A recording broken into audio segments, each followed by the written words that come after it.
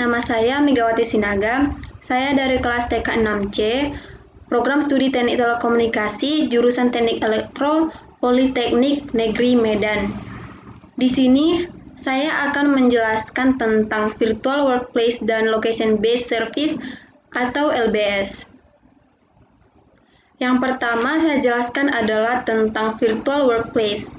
Virtual Workplace adalah tempat kerja yang tidak terletak di satu ruang fisik.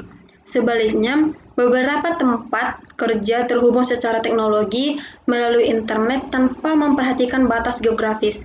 Dengan demikian, karyawan dapat berinteraksi dan bekerja satu sama lain dalam lingkungan yang berkolaborasi dimanapun mereka berada.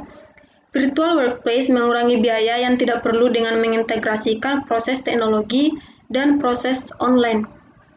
Virtual Workplace merupakan sebuah bentuk aplikasi layanan perkantoran dalam format virtual fungsional. Suatu kantor virtual memungkinkan pemilik bisnis dan karyawan untuk bekerja dari lokasi dimanapun dengan menggunakan teknologi komputer seperti PC, laptop, ponsel, dan akses internet. Adapun beberapa manfaat virtual office, yaitu yang pertama, tidak perlu datang ke kantor. Dengan adanya kantor virtual, para pekerja bisa fokus bekerja sehingga produktivitas mereka meningkat. Seluruh pekerja bisa dilakukan secara online dan tidak perlu bertemu secara langsung.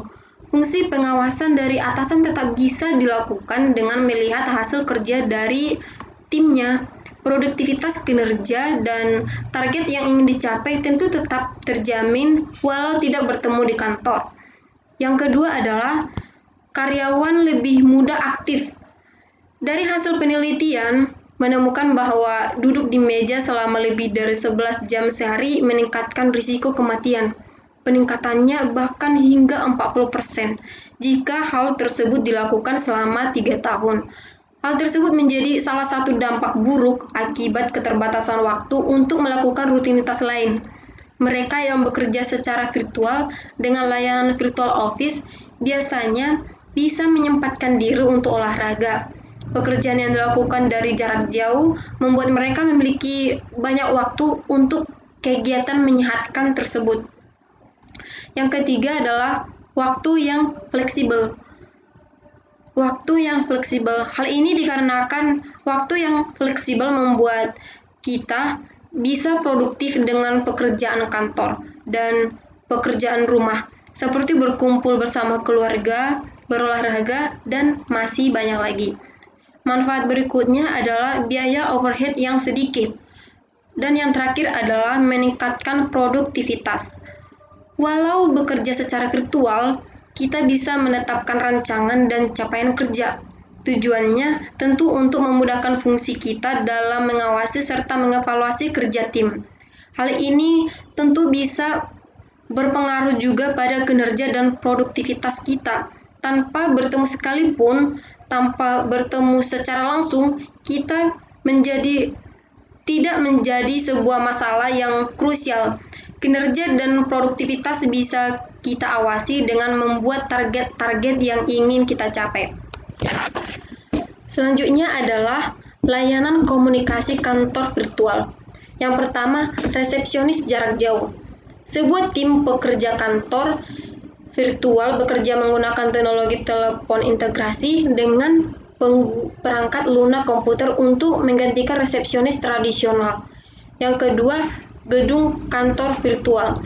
Kantor virtual memberi kita untuk memiliki kantor nyata di kota pilihan kita, agar dapat digunakan untuk bertatap muka, rapat, pertemuan dengan karyawan lain, atau relasi.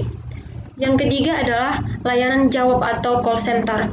Beroperasi dari lokasi terpusat untuk tujuan menerima dan mengirimkan sejumlah besar permintaan melalui telepon.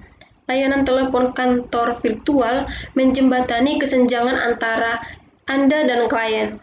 Yang keempat adalah kotak suara. Kotak suara adalah teknologi yang menyimpan pesan suara elektronik. Yang keempat dan yang terakhir adalah asisten virtual. Sebuah asisten virtual seringkali merupakan sekretaris bagi yang bekerja dari rumah. yang jarang bertemu atau bertatap muka dengan klien. Yang kedua adalah Location Based Service atau LBS.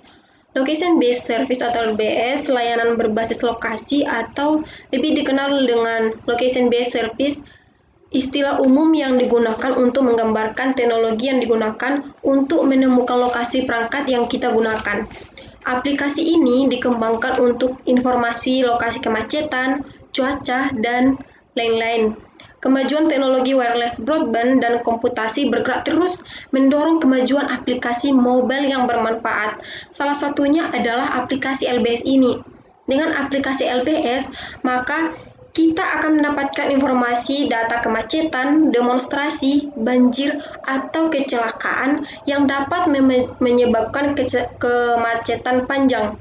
Dengan mengetahui informasi data kemacetan, maka pengemudi dapat terhindar dari kemacetan dan dapat tiba di tujuan sesuai waktu yang diperkirakan, dan juga menghemat penggunaan emisi BBM. Jadi, secara tidak langsung, penggunaan aplikasi LBS turut serta dalam menghijaukan lingkungan kita. Dengan layanan LBS ini, kita dapat mengetahui posisi di mana kita berada, posisi teman, dan posisi rumah sakit ataupun pom bensin yang jaraknya dekat dengan kita. Dalam mengukur posisi, digunakan lintang dan bujur untuk menentukan lokasi geografis. Tentang Android menyediakan geocoder yang mendukung forward dan reverse geocoding. Menggunakan geocoder, kita dapat mengkonversi nilai lintang bujur menjadi alamat dunia nyata atau sebaliknya. Selanjutnya, LBS ini sudah banyak diterapkan oleh banyak aplikasi seperti Gojek, Grabbike, dan Uber Motor. Konsep yang digunakan adalah para konsumen melakukan order dan sistem akan menampilkan driver yang berada dekat dengan konsumen. Selain aplikasi tersebut, banyak para developer yang membangun aplikasi location-based service seperti aplikasi untuk menemukan kos-kosan terdekat, menemukan restoran terdekat, dan lain sebagainya. Terdapat beberapa unsur utama pada LBS. Yang pertama, Location Manager atau API Maps menyediakan tools search untuk LBS. Application Programming Interface atau API Maps menyediakan fasilitas untuk menampilkan, memanipulasi maps atau peta, beserta fitur-fitur lainnya seperti tampilan satelit, street, maupun gabungannya. Paket ini berada pada com.google.android.maps. Yang kedua adalah Location Provider atau API Location. Ini menyediakan teknologi pencarian lokasi yang digunakan oleh device atau perangkat. API Location berhubungan dengan data GPS atau Global Positioning System dan data lokasi yang real-time. API Location berada pada paket Android, yaitu dalam paket Android.location. Dengan Location Manager, kita dapat menentukan lokasi kita saat ini, track gerakan atau perpindahan, serta kedekatan dengan lokasi tertentu dengan mendeteksi perpindahan. Terdapat beberapa komponen Location Based Service atau LBS, yaitu yang pertama, Mobile Device, yaitu sebuah alat yang digunakan untuk meminta informasi yang dibutuhkan. Biasanya, perangkat yang memungkinkan yaitu PDA, mobile phone, laptop, dan perangkat lainnya yang mempunyai fasilitas navigasi. Yang kedua, Communication Network adalah jaringan seluler yang mengirimkan data pengguna dan permintaan layanan. Yang ketiga, Positioning Component. Untuk pengolahan layanan biasanya posisi pengguna harus ditentukan. Posisi pengguna dapat diperoleh menggunakan jaringan komunikasi atau dengan menggunakan GPS.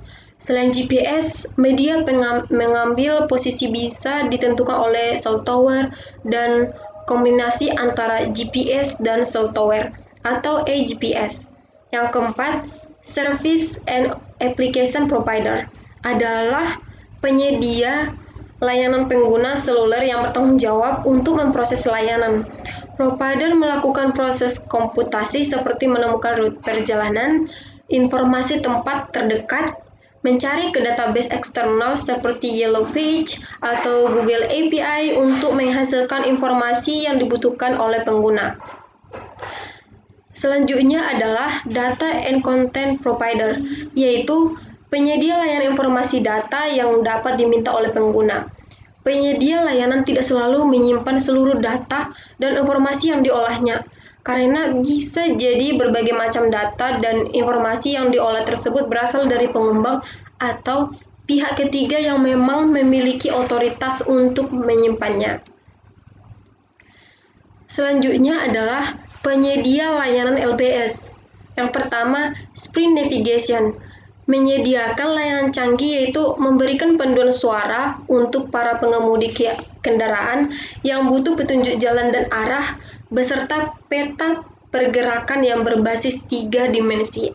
Yang kedua, Verizon Chaperone memanfaatkan telepon seluler anak-anak sebagai GPS yang akan membantu para orang tua bisa memantau dan mengetahui keberadaan anak-anak mereka. Yang ketiga adalah NTT Docomo iArea. Ini menyediakan layanan LBS khusus para pengguna FOMA atau FOMA. Layanan ini meliputi security alert dan juga peningkatan efisiensi logistik bisnis. Berikut adalah cara kerja LBS, yaitu kita anggaplah sekarang fungsi pencarian telah diaktifkan. Posisi pengguna sebenarnya dari perangkat mobile diperoleh dari positioning service. Hal ini dapat dilakukan baik oleh perangkat menggunakan GPS sendiri atau layanan posisi jaringan yang berasal dari provider atau cell tower. Setelah itu, perangkat mobile pengguna mengirimkan permintaan informasi yang berisi tujuan untuk mencari dan mengirimkan posisi melalui jaringan komunikasi ke gateway telekomunikasi. Gateway memiliki tugas untuk bertukar pesan di antara jaringan komunikasi seluler dan internet. Oleh karena itu, dia mengetahui alamat web dari beberapa aplikasi server dan route permintaan ke spesifik server tertentu. Gateway akan menyimpan juga informasi tentang perangkat mobile yang telah meminta informasi. Yang ketiga adalah aplikasi server membaca permintaan dan mengaktifkan layanan yang terkait. Kemudian, servis menganalisis lagi pesanan dan memutuskan mana informasi tambahan selain kriteria pencarian, misalnya restoran Pas Padang. Dan posisi pengguna diperlukan untuk menjawab permintaan pengguna. Selanjutnya, servis akan menemukan bahwa informasi tentang jalan, jarak, dan cara yang diperlukan untuk memeriksa apakah restoran dapat dicapai. Setelah sekarang semua informasi servis akan melakukan buffer spesial dan query routing untuk mendapatkan beberapa restoran terdekat. Setelah menghitung daftar restoran terdekat, hasil dikirim kembali ke pengguna melalui internet, gateway, dan jaringan mobile. Kemudian, informasi mengenai restoran akan disampaikan kepada pengguna baik dalam bentuk peta digital. Baik, sekian penjelasan saya tentang virtual workplace dan LBS. Semoga kita semua dalam keadaan sehat selalu. Terima kasih.